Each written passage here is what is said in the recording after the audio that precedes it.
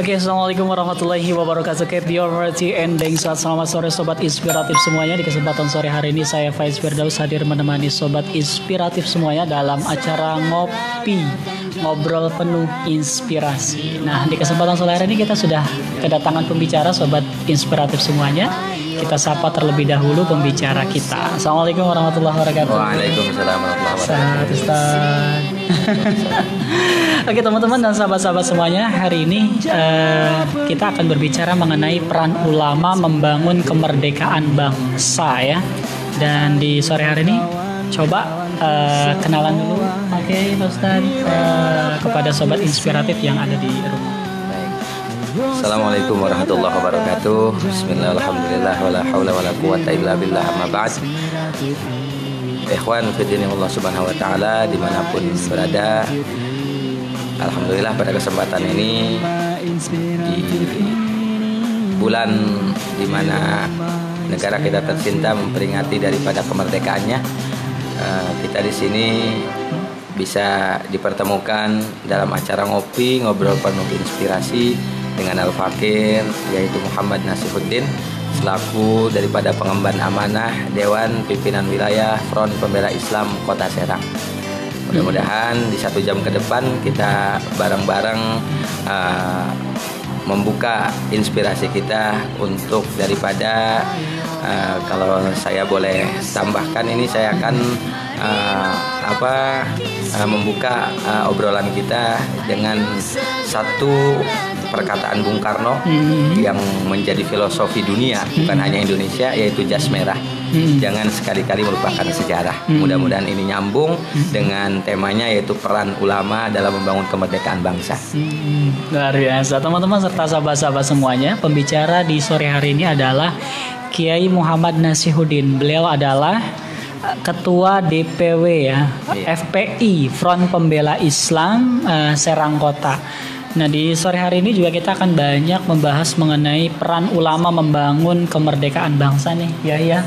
Semoga memang nanti apa yang memang disampaikan juga bisa memberikan satu manfaat ini Kiai, dan juga memang bangsa kita besar, bangsa kita bisa merdeka juga tidak lepas dari peran ulama yang memang memberikan semangat juang. Betul. Oke Kiai, untuk yang pertama nih Kiai ya, bahwa memang ini tidak lupa bahwa memang peran ulama ini sangat besar. Nah, menurut Kiai sendiri, sebesar apakah peran ulama dalam memberikan kemerdekaan bangsa ini? Kalau menurut kami, sesuai dengan tadi yang saya sampaikan, makanya Bung Karno ini dalam filosofi perumpamaan katanya memakai daripada singkatan jas merah itu, karena memang peran ulama ini amat sangat besar dan tidak boleh dilupakan dalam sejarahnya, karena sebelum kemerdekaan baik sampai saat ini mengisi ataupun membangun kemerdekaan bangsa ini, pemerintah harus betul-betul sinergi dengan para ulama. Ulama-ulama yang istiqomah, para habaibnya, jangan sampai terdoktrinasi oleh musuh-musuh agama dan bangsa yang ingin memecah belah persatuan Indonesia sendiri. Karena kalau kita kembalikan ke sejarah lagi, Indonesia tidak akan pernah merdeka, Indonesia tidak akan pernah bersatu menjadi NKRI kalau tidak ada peran ulama. Bahkan sampai saat ini kita boleh lihat sendiri, ini fakta yang saya bicarakan, jangan sampai ada adu domba antar ulama, antar habaib. Bahkan oknum-oknum rejim sendiri, pemerintah sendiri jangan sampai mengkelompok-kelompokkan yang akan menimbulkan perpecahan sendiri. Teman-teman serta sahabat inspiratif semuanya, memang ini menurut Kiai Muhammad Nasihuddin memang sangat penting ya, besar sekali peran ulama kita dalam membangun kemerdekaan bangsa Indonesia. Nah, Kiai, kalau kita memang lihat saat ini memang bangsa kita lagi benar-benar terjajah. Betul. Terjajahnya secara fikrah, kemudian juga terjajah secara sumber daya manusia dan sumber daya alam kita semuanya terjajah. Nah, ini lihat Kiai sendiri menyikapi hal ini seperti apa? Ya, makanya khususnya saya di organisasi Front Pembela Islam atau FPI ini, kita dalam kehadirannya, dalam tugasnya, dalam perjuangannya bukan hanya urusan agama, tapi juga urusan bangsa dan negara. Karena agama kita akan kuat apabila ditopang oleh sistem kenegaraan yang kuat. Nah, bukan berarti Islam ini harus memihak apa, tapi kalau Islam yang sudah dikedepankan, insya Allah agama-agama yang minoritas itu juga akan kebagian rahmatan lil alaminnya gitu. Jadi menurut kami dalam mengisi kemerdekaan ini memang ulama ini harus betul-betul dirangkul oleh pemerintahan. Karena sebagaimana Nabi yang bersabda, kalau rakyat ataupun negara, pemerintah ingin mewujudkan, apalagi di Indonesia sudah punya dasar negara yaitu keadilan sosial bagi seluruh rakyat Indonesia, rakyat mendapatkan kemakmuran, maka kata Nabi syaratnya adalah dua kelompok yang harus sinergi, dua kelompok yang harus saling bahu-membahu untuk membangun republik ini sehingga akan mendapatkan keadilan, kesejahteraan, kemakmuran. Siapa dua kelompok itu? Tidak lain dan tidak bukan ulama dan umaro. Pemerintah dan ulama yang istiqomah wajib bersatu. Sinfani minan nas, ida soluhan nasu kullu wa ida fasada nasu kullu. Jadi dua sinfani kata Nabi ini, kelompok ini al ulama wal umaro. Jadi tatkala umaro ini selalu berkoordinasi, bersilaturahmi kepada para ulama yang istiqomah, sehingga para ulama istiqomah ini memberikan nasihatnya untuk dikerjakan secara real oleh pemerintahan sesuai juga dengan dasar negara yang berketuhanan yang Maha Esa, maka yakin sinergi di situ akan berbuah keberkahan, kemakmuran. Tapi kata Nabi juga peringatkan dalam hadis tersebut, wa idza fasada nasu kullu. Tatkala salah satunya berseberangan. Nah, mohon maaf, kami juga dari pihak para santri, para ulama, kami juga tidak menafikan ini kesalahan mutlak pemerintah, karena ada juga oknum-oknum ulama yang ya boleh kita katakan dalam intermezzo atau anekdotnya yang imanuhum fi amplopihim wa pulusihim. Nah, yang kayak begitu ini kan akhirnya ketika pemerintahan ini keluar dari rel konstitusi ataupun ayat suci, ulama-ulama yang seperti ini, oknumnya ini, oknum-oknum ini, mereka keasikan dengan kedoliman, tidak mau menasehati, tidak mau mengkritik. Nah, dan saya juga tidak menyalahkan sepenuhnya kepada oknum ulama yang seperti ini, karena mungkin ada tekanan juga dari pemerintah. Karena mohon maaf, yang saya rasakan rejim saat ini seolah-olah tidak memberikan ruang untuk dialog kepada para alim ulama ini. Nah, yang seharusnya kalau memang betul-betul dari presidennya sampai untuk kota Serang, wali kota ini muslim, muslim semua, harusnya ikuti dong ajaran Nabi. Kata Nabi, sebaik-baiknya umaro adalah mereka yang mendatangi ulama.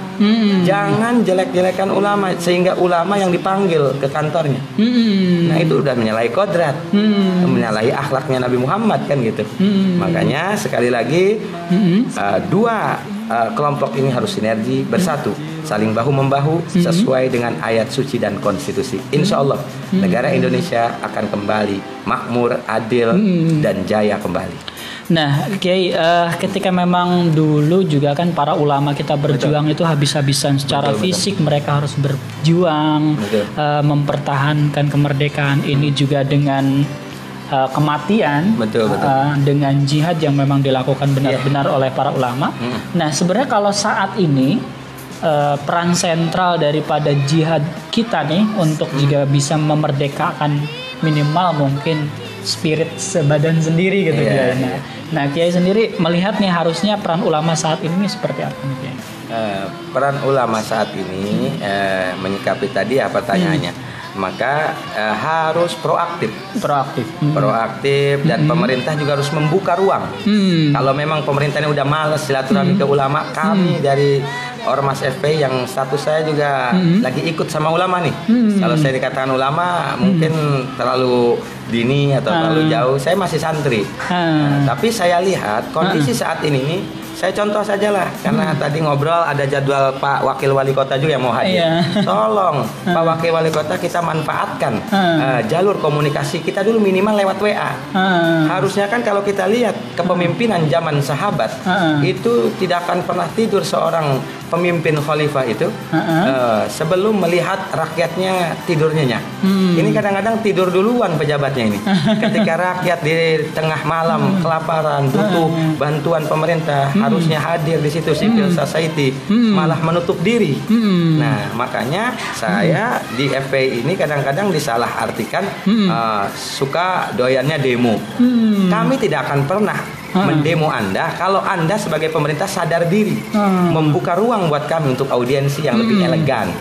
Jangan sampai paksa kami untuk membuka panggung jalanan, kan begitu. Jadi sekali lagi tentang pertanyaan tadi, sikap kita sebagai daripada yang lagi ikut dalam kelompoknya para alim ulama yang istiqomah ini, tolong proaktif. Dan saya juga menyerukan dan berharap kepada seluruh alim ulama yang ada di Indonesia Raya ini, yuk kita sama-sama sinergi proaktif, kita ingatkan, kritik dengan penuh akhlak dan adab kepada pemerintahan ini. Kita berikan solusi-solusi terbaik sesuai dengan nilai luhur ketuhanan yang Maha Esa. Jangan sampai ini nilai luhur ketuhanan yang Maha Esa akan diperas menjadi Trisila dan Ekasila. Nah, Kiai, kalau makna merdeka untuk saat ini menurut pandangan Kiai itu seperti apa ini? Makna merdeka ini belum menyeluruh. Belum menyeluruh. Nah, jadi makna merdeka saat ini hanya merdeka daripada perang fisik yang dulu kita kenal, senjata lawan babu runcing. Oke, kalau untuk bab itu kita sudah merdeka. Tapi yang tadi disampaikan tadi tentang Ghazwatul Fikri, perang pemikiran ini yang belum merdeka, terutama dalam pemikiran politik ekonomi. Nah, kadang-kadang kita ini kan khususnya umat Islam yang masih hidup di negara Kesatuan Republik Indonesia yang katanya sudah merdeka, tapi menjadi babu di negeri sendiri, menjadi budak di negeri sendiri. Nah, jadi kalau kita maknai merdeka secara universal belum. Jadi merdekanya baru merdeka dari penjajahan senjata yang dulu itu dengan bambu runcing. Gitu. Teman-teman serta sahabat-sahabat inspiratif, ternyata memang menggelitik sekali ya pembahasan kita di kesempatan sore hari ini di acara Ngopi Ngobrol Penuh Inspirasi. Dan juga kami senantiasa mengucapkan banyak terima kasih nih untuk juga sponsor yang telah memberikan partisipasi kepada kita. Di antaranya ada Karang Taruna Kecamatan Walantaka, kemudian juga ada BMI Cabang Banten, Baitul Munzalan Indonesia, kemudian juga Kelompok Informasi Masyarakat Kota Serang, KIM Kota Serang, dan juga Anaba Grafika. Terima kasih untuk seluruh sponsorship. Ini Ustadz, karena memang acara kita itu ngopi, jadi kita harus ngopi. Masya Allah, berkah. Jadi bukan hanya sekedar tulisan gitu. Harusnya pemerintah kayak gini nih. Jadi kalau mau bikin kebijakan tuh jangan hanya di media ngomong begini, kenyataan fakta lapangannya enggak. Kan gitu. Sembako yang sudah dibagikan tepat waktu enggak juga. Kan gitu. Ini juga sangat mengkhawatirkan ya bagi kita dan bangsa. Makanya hari ini kenapa kita berupaya untuk menggayat juga nih Ustadz muda Muhammad Nasihuddin nih, sahabat-sahabat dan para pendengar semuanya. Ini kita memang lagi ketar-ketir bangsa kita. Kadang kita juga saya sebagai anak muda kadang Ustadz sangat geli ya. Karena memang kebijakan kita ini enggak stuck jelas gitu ya. Sehingga memang membuat masyarakat juga ini yang kita lihat ini stakeholder yang mana gitu kan untuk mampu. Kalau mungkin kita berbicara mengenai kepemimpinan para sahabat Nabi itu mungkin sudah di atas rata-rata ya. Minimal seberapa sih untuk bisa kategori stakeholder yang mampu memerdekakan masyarakatnya itu ada standarisasi mungkin. Ya intinya ya tadi itu. Kalau standarisasinya ke sahabat Nabi mungkin 1001 juga tidak ada. Makanya kita kembalikan yang tadi saya sampaikan hadis Nabi itu. Kuncinya, standarnya yang mau mengikuti arahan ulama aja. Sesuai dengan obrolan kita saat ini kan. Maka disitulah ulama itu berperan sampai yaumil kiamah untuk daripada mengisi kemerdekaan yang merdekanya juga dimerdekakan oleh ulama mayoritasnya. Makanya pemerintah, para pemimpin dari mulai eksekutifnya, legislatifnya, yudikatifnya dekati para alim ulama yang istiqomah. Jangan malah alim ulama yang istiqomah diadu dombakan dengan ulama yang lain, sehingga mereka menutup diri. Ada yang dikriminalisasi, ada yang diusir dari negerinya sendiri, ada yang kritik dalam panggungnya disebut provokasi. Nah di sini jadi kritik ini menurut saya kan wajib disampaikan. Bahkan kita punya ulama loh di Banten ini yang standarnya bukan nasional lagi, internasional. Siapa beliau? Syekh Nawawi Tanara yang dilahirkan di Kampung Tanara, Kecamatan Tanara, Desa Tanara, Kabupaten Serang, Provinsi Banten. Itu sejarahnya kurang lebih 1 abad yang lalu itu atau 100 tahun yang lalu itu beliau ini adalah sang pejuang sejati dalam menyikapi agresi Belanda, penjajahan segala bentuk penjajahan Indonesia pada waktu itu. Ini Syekh Nawawi yang berperan aktif sampai beliau di TO pada waktu Belanda sehingga hijrah ke Tanah Suci Mekah. Tapi Masya Allah di Tanah Suci Mekah masih memikirkan bagaimana cara terlepas dari penjajahan tersebut. Maka kesimpulannya kan, jangan sampai pemimpin-pemimpin ini menutup diri. Saya yakin standar untuk bisa menjadi pemimpin kayak sahabat Nabi itu jauh. Makanya Nabi menginstruksikannya dalam hadisnya itu sinfani minan nas tadi, bersatulah dengan ulama. Ulama tugasnya memberikan nasihat sesuai dengan konstitusinya, itu Ketua Maha Esa. Bahkan dalam undang-undang pun di mukadimahnya pembukanya alinea ketiga itu bahwa Indonesia itu merdeka berkat rahmat Allah yang Maha Kuasa. Nah, yang tahu Allah itu adalah ulama. Karena pewaris para nabi dan rasul melalui daripada Al-Qur'annya, hadisnya, ijma' qiyasnya. Maka dekatilah, silaturahmi kepada mereka. Bahkan kalau kita lihat saat ini khususnya di FPI sendiri, kami siap membuka jalur dialog. Bahkan kami siap diundang demi untuk membangun kemerdekaan yang sudah ditebus oleh darahnya para ulama. Nah, ini makanya saya sekalian terangin nih kenapa FPI ini kadang-kadang dikit-dikit demo, bahkan kemarin juga lagi masa pandemi kenapa demo? Karena ya kita ini dalam rangka membangun kemerdekaan dan menjaga amanat founding father yang kebanyakannya para alim ulama. Masa iya ada yang mau menumpangin corona? Nah, Pancasila mau diperas menjadi Trisila dan Ekasila. Nah, ini hasil perjuangan ulama. Maka kita yang ada di barisan ulama wajib mempertahankan Pancasila tersebut. Nah, kita sepakat kan? Sepakat bahwa Pancasila harga mati. Pancasila ini udah final. Cuman saya sampaikan pengamalannya ini yang belum final. Nah, banyak yang teriak-teriak Pancasila, kelakuan dan kebijakannya, mohon maaf, oknum-oknum pemerintah seperti ini banyak. Teriak-teriak Pancasila, kelakuannya bukan Pancasila, malahan kelakuannya kelakuan PKI semua.